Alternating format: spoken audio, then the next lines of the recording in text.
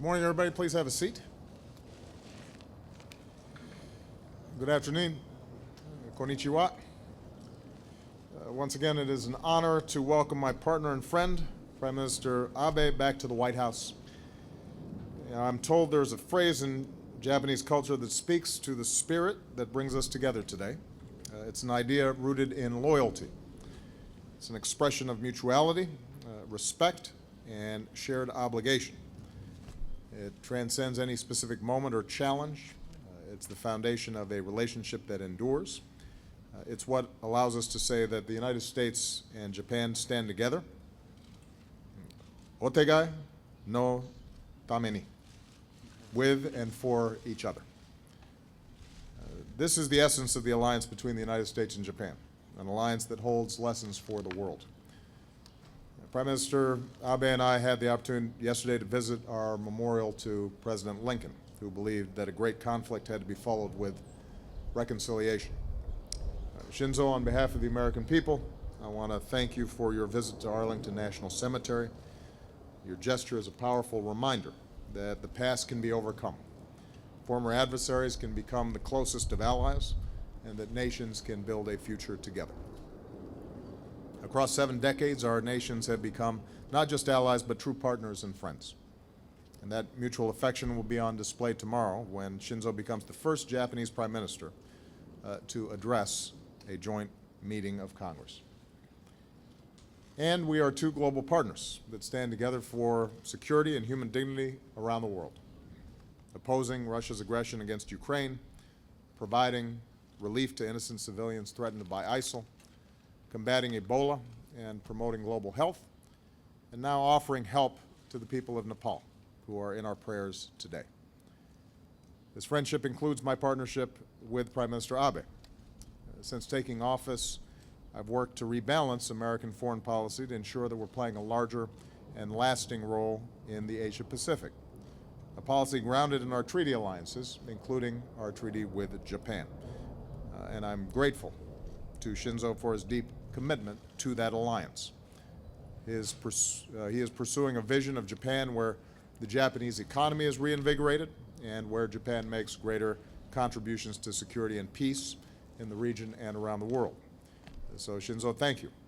I believe the progress we've made today will help to guide the U.S.-Japanese partnership for decades to come. Specifically, we first talked about transforming our security alliance. For the first time in nearly 2 decades, we've updated the guidelines for our defense cooperation.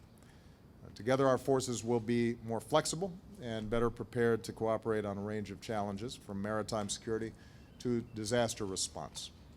Our forces will plan, train, and operate even more closely. We'll expand our cooperation, including on cyber threats and in space. And Japan will take on greater roles and responsibilities in the Asia-Pacific and around the world. Our new guidelines complement our effort to realign U.S. forces across the region, including on Okinawa, in order to lessen the impact of our bases on local communities. And I reaffirmed our commitment to move forward with the relocation of Marines from Okinawa to Guam.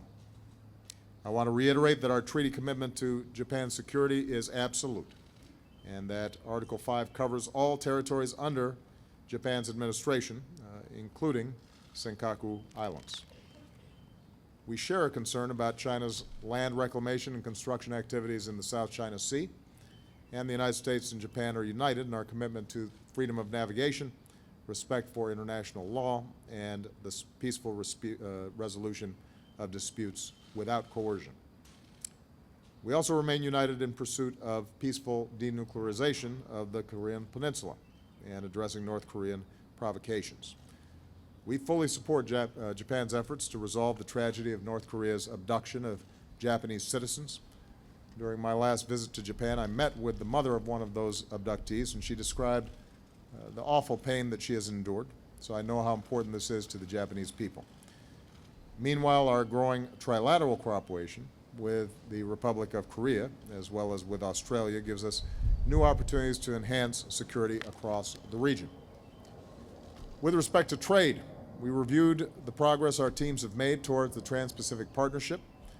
I know that the politics around trade can be hard in both our countries, But I know that Prime Minister Abe, like me, is deeply committed to getting this done, and I'm confident we will. I often point out, for example, there are many Japanese cars in America. I want to see more American cars in Japan as well. TPP will help level the playing field. It will be good for the workers of both our countries. And moreover, TPP will have strong protections for workers in the environment and help us set high standards for trade in the 21st century. Japan and the United States both operate with high standards in our companies and our corporations. We try to be responsible when it comes to corporate citizenship, and high standards will be good for us and good for the region.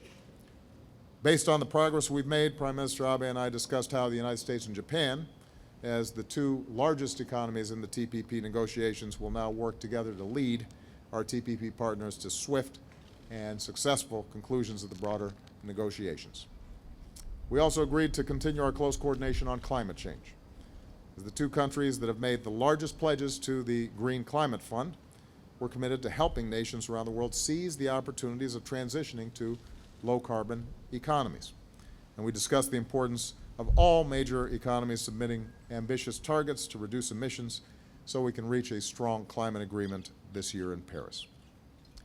And finally, we agreed to keep investing in our people so that they and our countries can reach their full potential. I want to once again commend the Prime Minister for his efforts to bring more Japanese women into the workforce.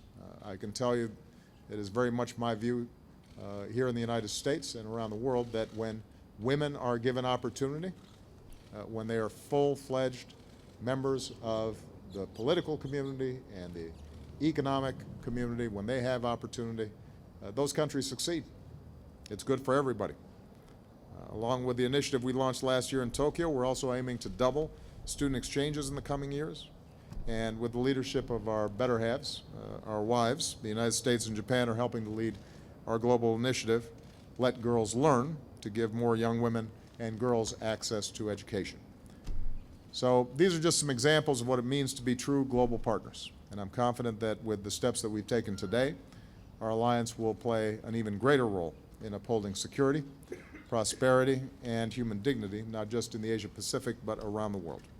So, Prime Minister Abe, arigato gozaimasu. Mr. Prime Minister.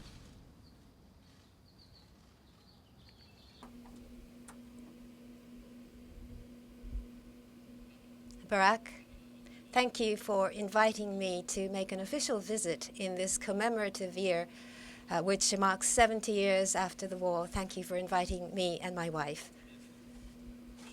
Walking together with you at the Lincoln Memorial, which has witnessed America tread the path of democracy, will be an extraordinary memory to be cherished. We have a dream that is to create a world abound in peace and prosperity. To realize this common dream, Japan and the United States will together pave the way toward a new era. I was able to confirm this strong resolve with President Obama in this milestone year of 70 years after the war. Today, we turned a new page in the history of the U.S.-Japan alliance, which exceeds half a century. This is a Japan-U.S. alliance within the context of the world. Japan and the United States are partners who share basic values such as freedom, democracy, and basic human rights and the rule of law. The U.S.-Japan alliance, characterized by the firmness of its bond, is now indispensable to the peace and stability of not only the Asia-Pacific, but to the world. We are united in our resoluteness in opposing unilateral attempts to change the status quo in whatever form.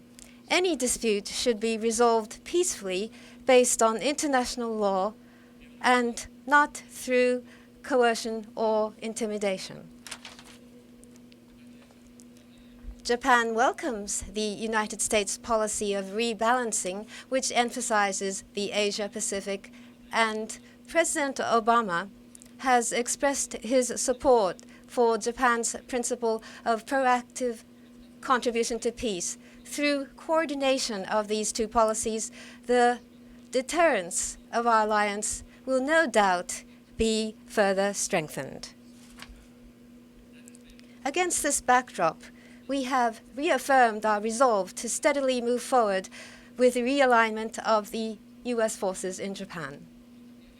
The dangers arising from the Futenma Air Station being surrounded by housing and schools should be eliminated by relocation to Henoko as soon as possible. We will move forward with mitigating the impact of the base in Okinawa, founded on a strong relationship of trust between Japan and the United States. It is prosperity that brings peace. This belief makes us eager to see the early conclusion of the TPP. On the bilateral outstanding issues, we welcome the fact that significant progress was made. We will continue to cooperate to lead the TPP talks through its last phase. We've confirmed that we would work together for the early and successful conclusion of the talks. In addition, with regard to the situation in East Asia, abduction by North Korea, nuclear missile issues, the situation in the Ukraine, the nuclear issue in Iran, and the threat of terrorism.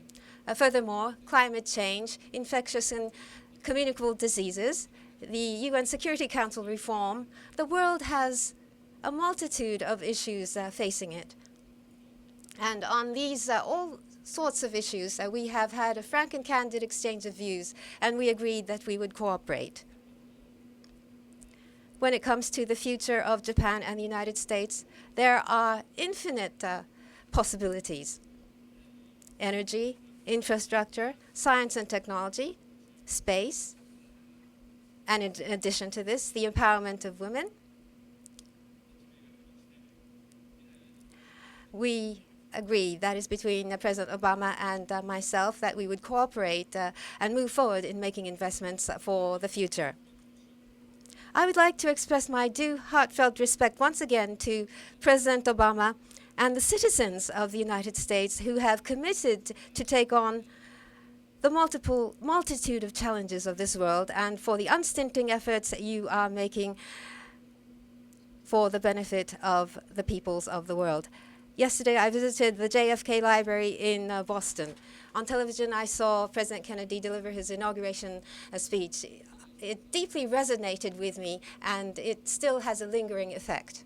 I recall the following quote: "My fellow citizens of the world, ask not what America will do for you, but what together we can do for the freedom of mankind."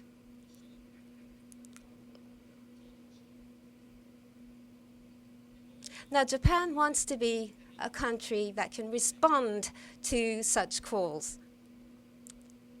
Hand in hand, we want to work together with the United States to spread basic values throughout the world, such as those of freedom, democracy, basic human rights, and the rule of law. And we want to be a country that can contribute to peace and prosperity of the world. In visiting the United States, I've had a very heartwarming welcome and reception by all citizens of the United States. I'd like to express my heartfelt gratitude. Lastly, I'd like to emphasize the following. Barack, as we stand here, we will be starting a new era for Japan and the United States. I think that 70 years from now, our children and grandchildren will look back on the talks we had as one of such historical significance. Thank you very much. Starting with Andrew Beatty of AFP. Very much, Mr. President. First of all, I wanted to know if you think there's a risk in this more assertive US-Japanese security stance if you think there's a risk that it might be seen as a provocation in Beijing, Pyongyang, or heightened tension in these South China Seas. And for Mr. Abe, if I may, you've stopped short of a full apology for Japan's actions during World War II, including with regard the estimated 200,000 women enslaved by imperial forces. Would you make an apology for that today? Thank you. I think it's very important to recognize that the U.S.-Japan alliance hasn't just been good for the United States and Japan, it's been good for the Asia-Pacific region and the world. The basic foundation of peace, stability, ensuring that territorial borders were respected, freedom of navigation, all that has underwritten the incredible growth that's taken place in the Asia-Pacific region. China's benefited from it. It's on that basis that China became an economic juggernaut that ended up being incorporated into global trade. And so, no, we don't think that a strong U.S.-Japan alliance should be seen as a provocation. It should be seen as a continuation of the important work that we've done to ensure that you have a stable area where there are diplomatic conflicts, a healthy economic competition, but largely we've been able to maintain forward progress for a whole host of nations. And our treaty alliances have been critical to that. The U.S. serving as an Asia-Pacific power has been critical to that. And as I've said before, we welcome China's peaceful rise. We think it's good not only because China is a booming potential market. We think it's good not only because it allows China potentially to share some burdens with us in helping countries that are not as far along develop. But we think it's just good that hundreds of millions of Chinese citizens have been able to rise out of poverty at incredible speed over the last several years. They could not have done that had it not been for a stable trading system and world order that is underwritten in large part by the work that our alliances do. I think it is going to be important for us to continue to adapt to new challenges. So part of the goal here is that the same principles that the alliance was founded on continually update to concerns about cyber threats, that we are nimble and responsive to potential conflicts that may arise because of maritime disputes. But I think we have to do it in a way that brings in China and other countries into a common effort to maintain order and peace in the region. We are seeking to strengthen military-to-military cooperation with China, even as we continue to upgrade our alliance efforts. Obviously, the Republic of Korea is a critical part of our alliance structure as well, and the trilateral work that we do is going to be also very, very important. I don't want to minimize, though, the fact that there are some real tensions that have arisen with China around its approach to maritime issues and its claims. But that's not an issue that is arising as a consequence of the U.S.-Japan alliance. It's primarily a conflict between China and various claimants throughout East Asia and Southeast Asia, in which they feel that rather than resolve these issues through normal international dispute settlements, they are flexing their muscles. We've said to China what we would say to any country in that circumstance. That's the wrong way to go about it. And we will continue to work with all countries in the region, starting with our treaty allies to make sure that basic international norms continue to be observed.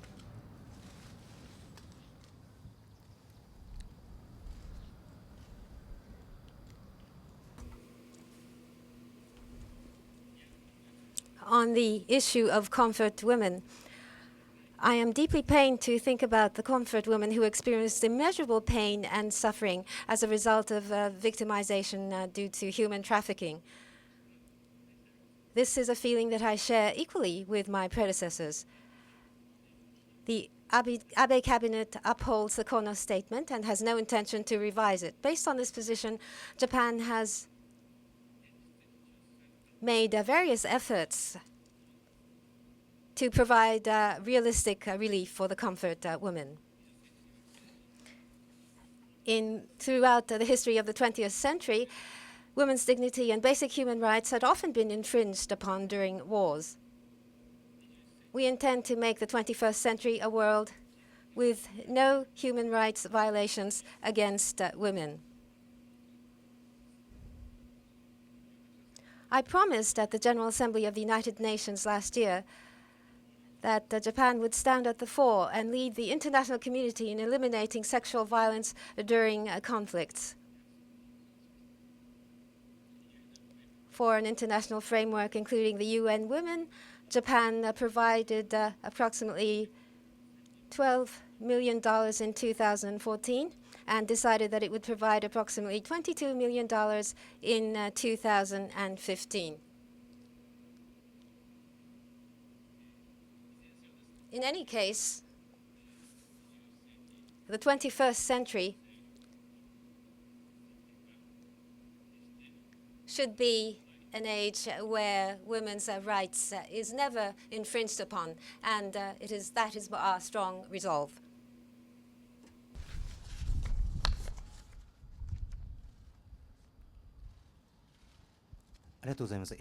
Thank you very much. Hara from NHK.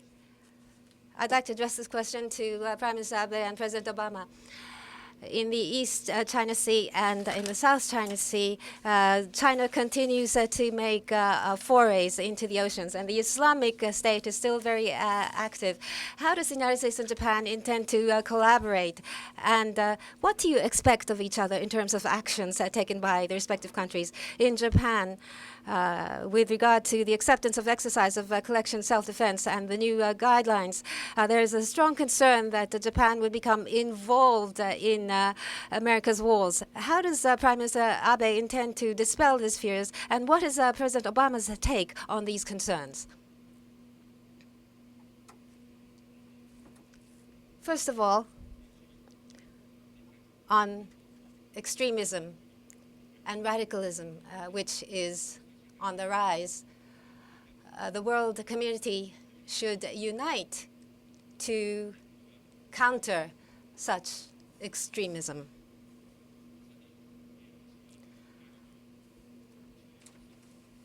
Moderation is the best method, is the speech I delivered in Cairo. We have to face extremism.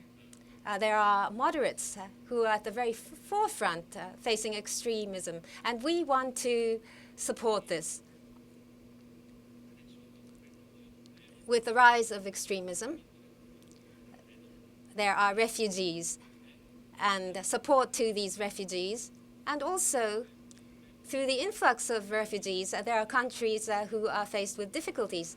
To these countries, it's important that we provide support appropriately. And to the moderate countries,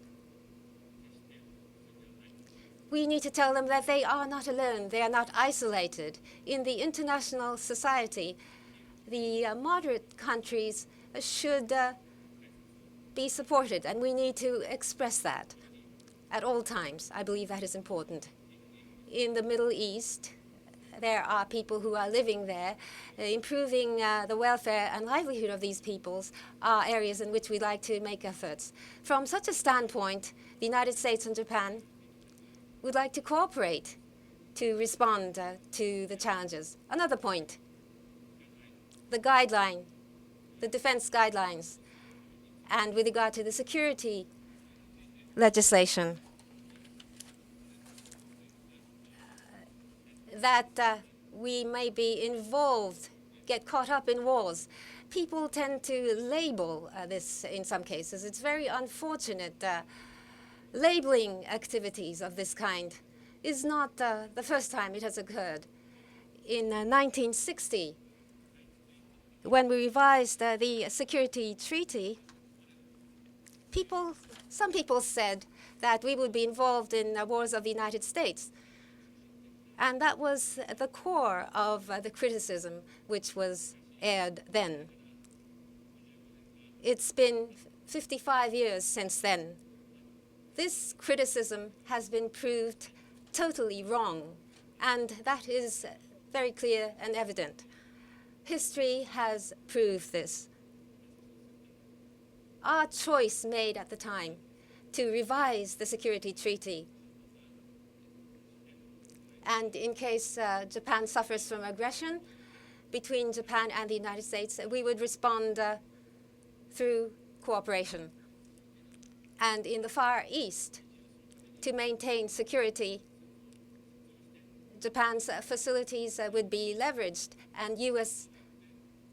military would leverage these facilities to conduct activities. Through such activities, Japan's safety would be was protected, and prosperity happened, and safety in Asia and the Asia-Pacific has been maintained. To further strengthen this trend is provided for through the new guidelines, and seamless response is made possible, and by so doing, deterrence would be enhanced. Japan-U.S. Alliance would be more efficient and more functional. Deterrence and response capabilities would be heightened as a result, and this would lead to peace and prosperity of Japan and regional peace and prosperity as well. This is my firm conviction. In the streamlining of the laws, I should like to explain to the citizens and the Parliament in a detailed fashion. Ultimately, the people of Japan and their elected representatives will be making decisions about how best to approach their defense. But I think it's important to note, as Prime Minister Abe said, that we have seen over multiple decades now that Japan is a peace-loving country, having absorbed some very difficult lessons from the past. Japan does not engage in aggression on the international stage or in its region, and that the alliance that has been built with the United States is principally one that seeks to defend our countries from potential attack or aggression. And what the new defense guidelines and the collective defense approach that Prime Minister Abe is proposing simply upgrades our ability to carry out those core functions. We do share, as people and countries all around the world share, a determination to eliminate the kind of barbaric terrorist acts perpetrated by organizations like ISIL that have resulted in the death of innocent citizens from the United States, from Japan, from other countries, and most of all from Muslim countries. And that's why we have a broad-based coalition designed to defeat ISIL. And we will continue to work with a wide range of countries around the world in our counterterrorism efforts. Japan's cooperation in that is vital and appreciated, but there are many ways in which coalition members participate. Japan's willingness and commitment to provide humanitarian assistance makes an enormous difference in countries that have been destabilized. Japan's willingness to serve in areas of peacekeeping and working with other countries to rebuild after they've been destroyed makes a big difference. So I think it's important to recognize we do not expect some instant and major transformation in terms of how Japan projects military power, but we do expect that Japan, like all of our allies and like ourselves, will continue to adapt to new threats, understanding that our basic core principle is not territorial ambition, it's not aggression towards others, but it is simply to defend prosperity and liberty and the sovereignty of countries, as we have done for a very long time now, as we have done together for a very long time. Chris Jansings. Thank you, Mr. President. As you know, the National Guard is now on the streets of Baltimore, the latest aftermath in a series of what have been high-profile confrontations between black men and police officers. And there seems to be growing frustration among African-American leaders that not enough is being done quickly enough. Mark Morial of the Urban League said the U.S. is in a state of emergency of tremendous proportions. The president of the NAACP Legal Defense Fund says we are in the throes of a national crisis. Are we in the throes of a national crisis? What are you prepared to do about it, both in terms of Baltimore and the larger picture? And what do you say to critics who say that since the death of Trayvon Martin, you have not been aggressive enough in your response?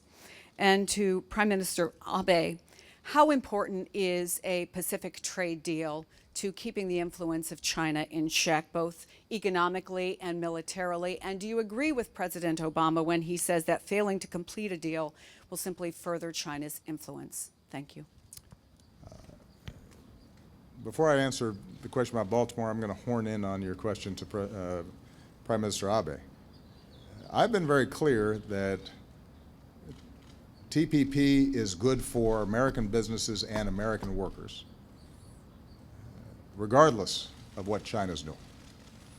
And we will make the case on the merits as to why it will open up markets for American goods, American exports, and create American jobs.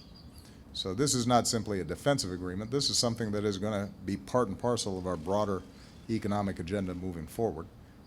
And when 95% of the world's markets are outside our shores, we got to make sure that we're out there competing. And I'm confident we can compete.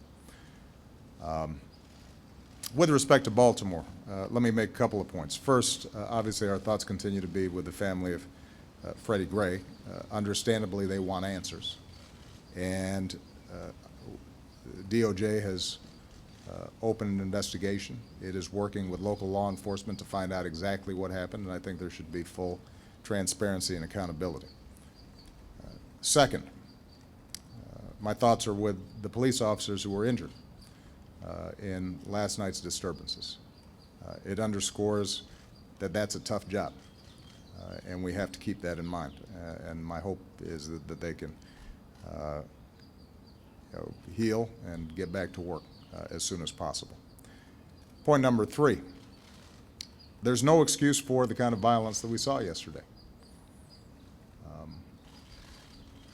It is counterproductive. When individuals get crowbars and start prying open doors to loot, they're not protesting. They're not making a statement. They're stealing. When they burn down a building, they're committing arson. And they're destroying and undermining businesses and opportunities in their own communities that rob jobs and opportunity from people in that area. So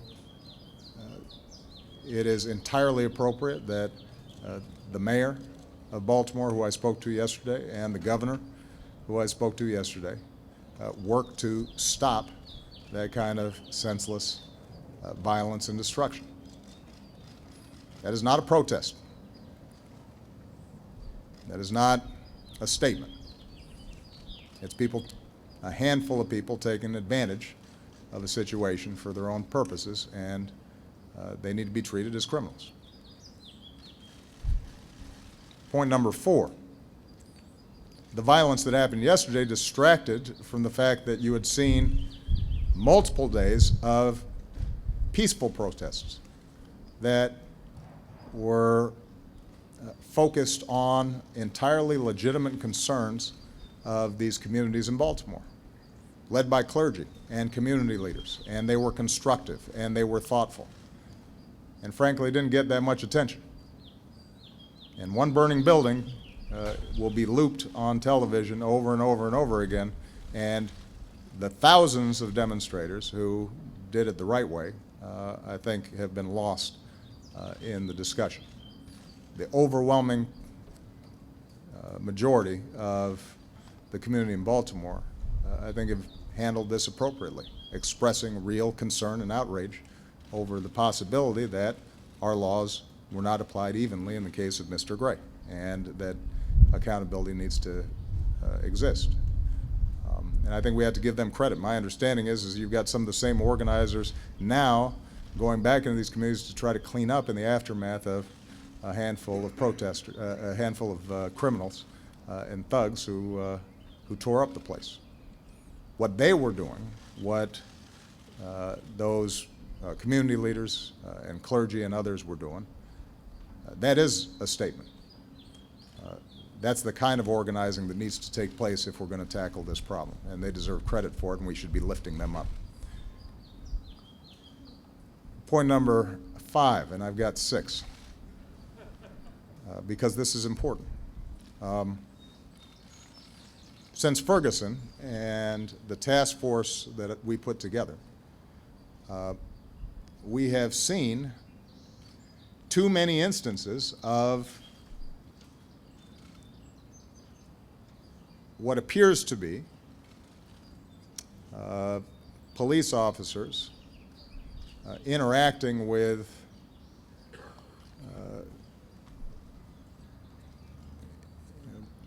individuals, primarily African American, often poor, in ways that raise troubling questions.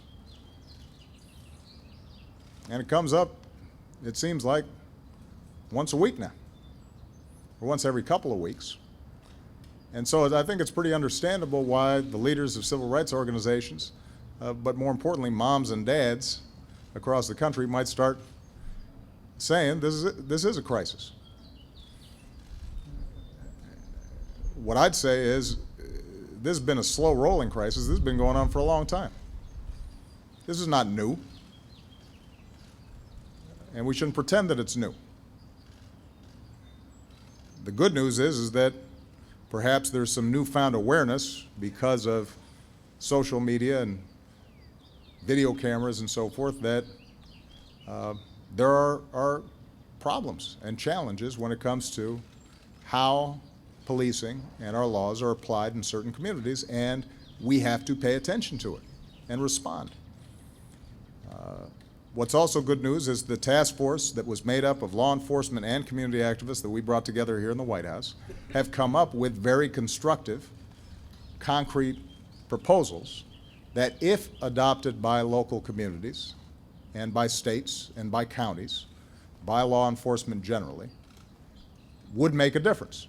Wouldn't solve every problem, but would make a concrete difference in rebuilding trust and making sure that the overwhelming majority of effective, honest, and fair law enforcement officers, that they're able to do their job better because it will weed out or retrain or put a stop to those handful who may be not doing what they're supposed to be doing.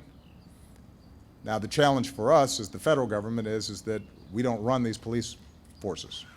I can't federalize every police force in the country and force them to retrain, but what I can do is to start working with them collaboratively so that they can begin this process of change themselves.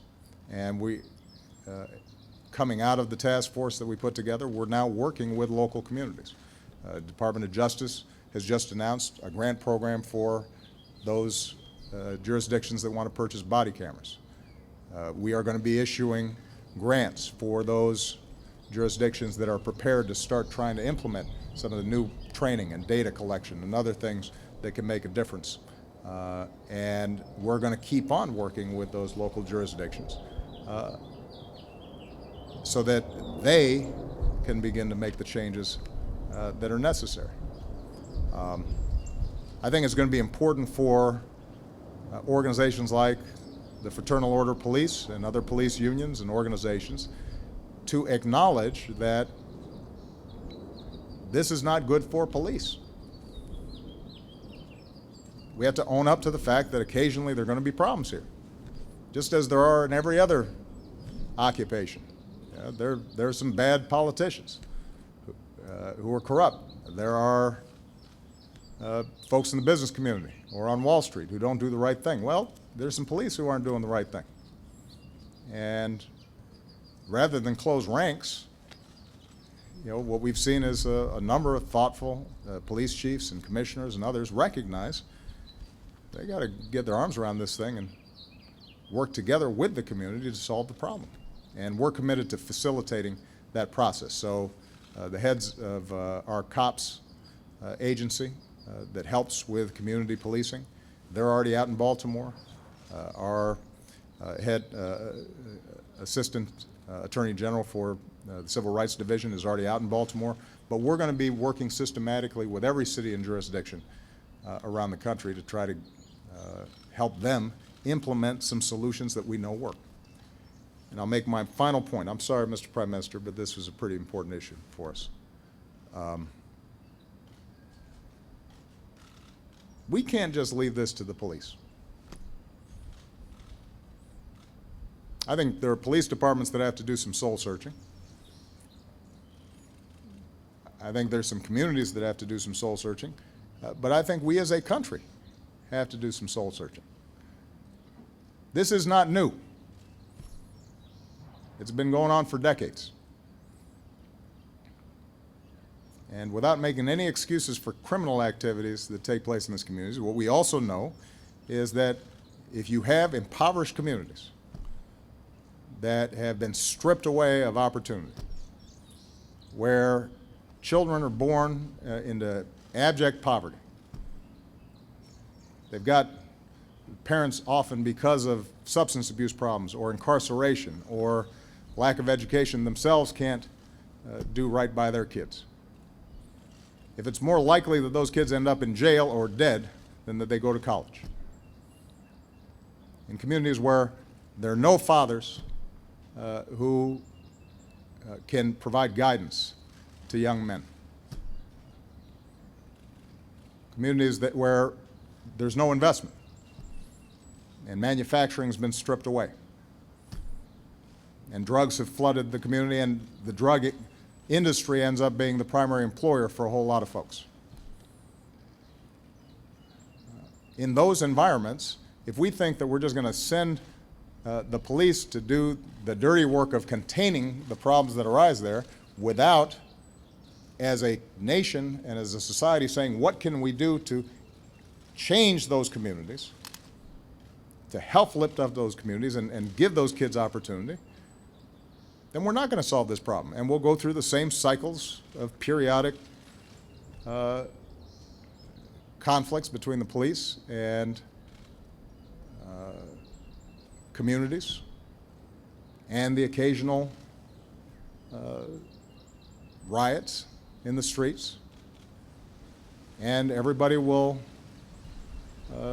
feign concern until it goes away, and then we go about our business as usual. If we are serious about solving this problem, then we're going to not only have to help the police, we're going to have to think about what can we do, the rest of us, to make sure that we're providing early education to these kids, to make sure that we're reforming our criminal justice system so it's not just a pipeline from schools to prisons, so that we're not rendering men in these communities unemployable because of a felony record for a nonviolent drug offense. that we're making investments so that they can get the training they need to find jobs. That's hard. That requires more than just the occasional news report or task force. And there's a bunch of my agenda that would make a difference right now in that. Now, I'm under no illusion that out of this Congress we're going to get massive investments in urban communities. And so we'll try to find areas where we can make a difference around school reform and around job training and around some investments in infrastructure in these communities and trying to attract new businesses in. But if we really want to solve the problem, if our society really wanted to solve the problem, we could. It's just it would require everybody saying this is important, this is significant. And that we don't just pay attention to these communities when a CVS burns. And we don't just pay attention when a young man gets shot or has his spine snapped. But we're paying attention all the time because we consider those kids our kids and we think they're important and they shouldn't be living in poverty and violence. That's how I feel. I think there are a lot of good-meaning people around the country that feel that way, but that kind of political mobilization I think we haven't seen in quite some time. And what I've tried to do is to promote those ideas that would make a difference, but I think we all understand that the politics of that are tough because it's easy to ignore those problems or to treat them just as a law and order issue as opposed to a broader social issue. That was a really long answer, but I felt pretty strongly about it.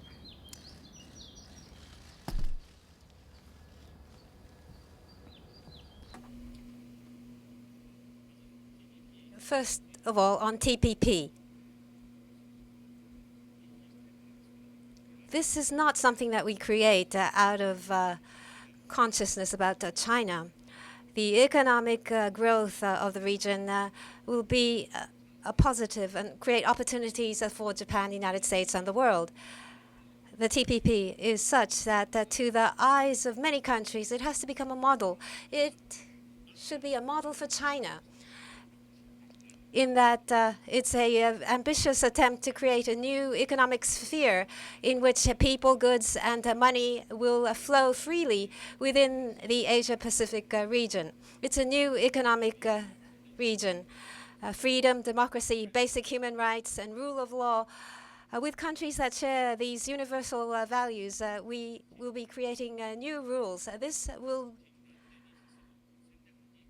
benefit regional prosperity, and it also has a strategic significance related to regional stability. On these points, we see completely eye-to-eye between President Obama and myself. The early conclusion of TPP. By achieving this, this will work on other countries, non-members of the TPP, to follow rules, and I believe that this will lead to prosperity.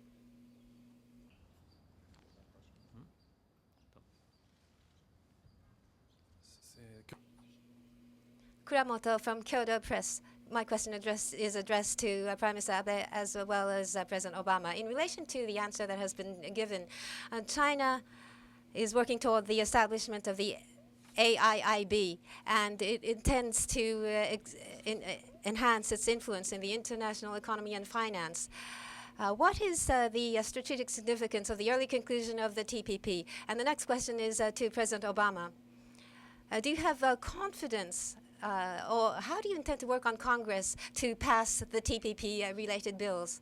And how confident are you that you'll be able to pass this bill? On the TPP, as I mentioned in my answer previously, in the Asia-Pacific region, this is a region where growth is very prominent.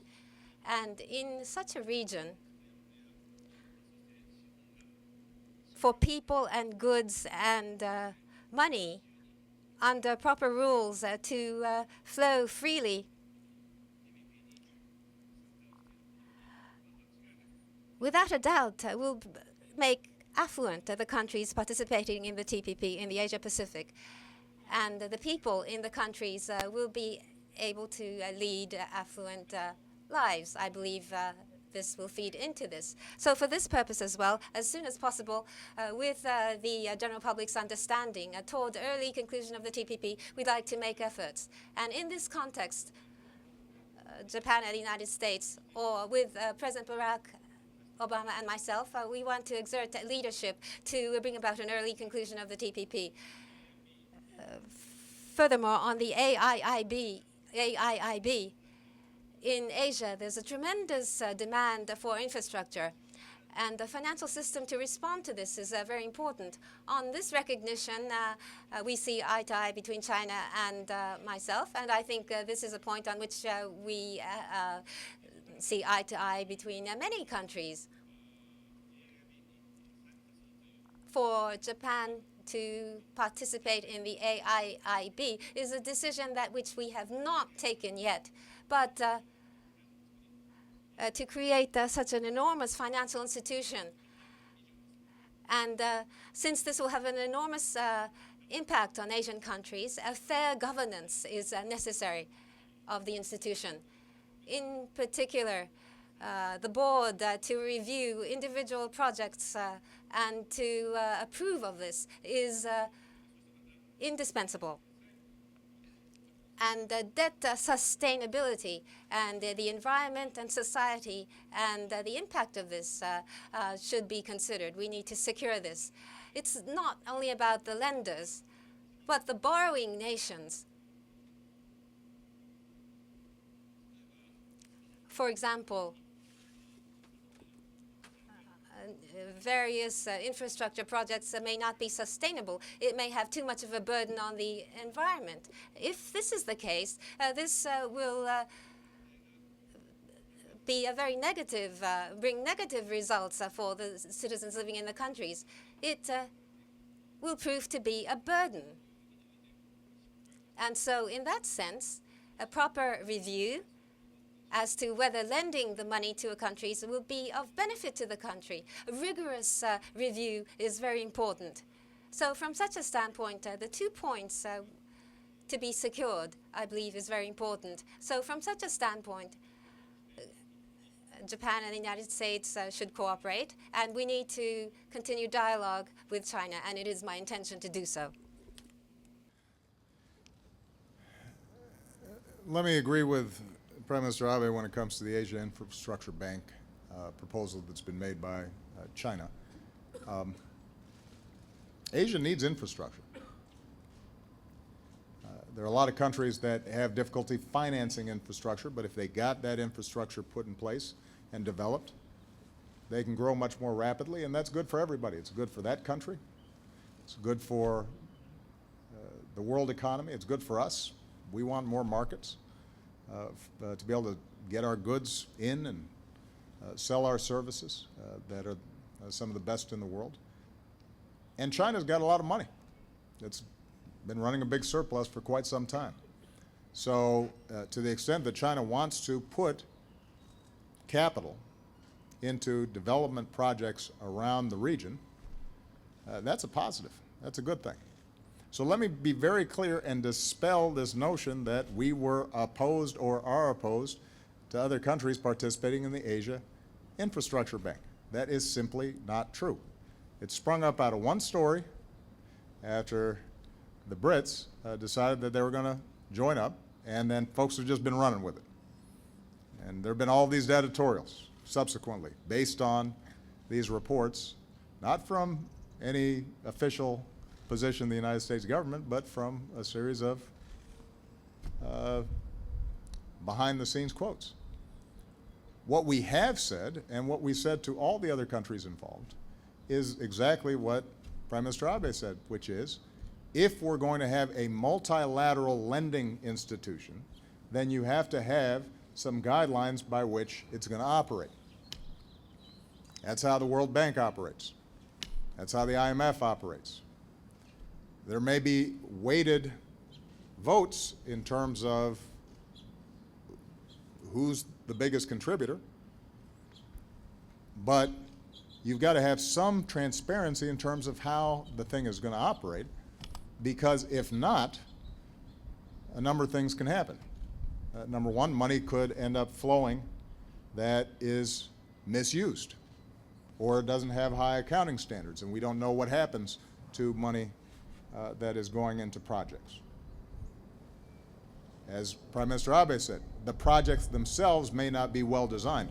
They may be very good for the leaders of some countries and contractors, but may not be good for the actual people who live there. And the reason I can say that is because in the past, some of the efforts of multilateral institutions that the United States set up didn't always do right by the actual people in those countries. And we learned some lessons from that, and we got better at making sure that we were listening to the community and thinking about how this would affect the environment and whether it was sustainable. And so our simple point to everybody in these conversations around the Asia Infrastructure Bank is, let's just make sure that we're running it based on best practices, based on what we've learned from the entire post-war era and how other multilateral financing mechanisms have worked. And if, in fact, the Asia Infrastructure Bank that is being set up ends up having those kinds of safeguards, is run in a way that ultimately is actually going to lead to